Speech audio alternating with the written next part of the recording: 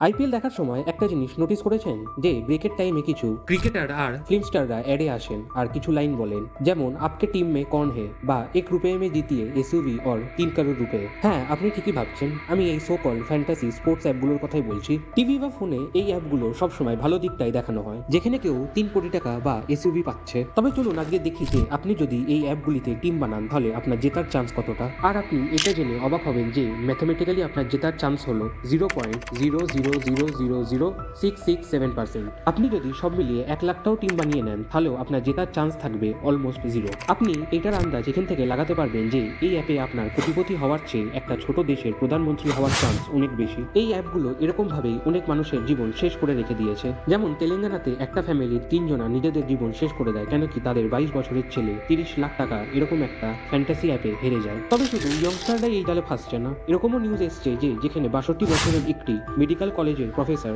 Suicide করে এই fantasy অ্যাপে হেরে যাওয়ার কারণে। শেষে একটাই কথা বলতে চাই যে এই সব অ্যাপ থেকে যত দূরে থাকা যায় ততটাই ভালো। আর যদি জানতে চান যে এই সব অ্যাপ কিভাবে আপনাদের ব্রেনকে কন্ট্রোল করা শুরু করে তাহলে কমেন্টে জানাতে ভুলবেন না।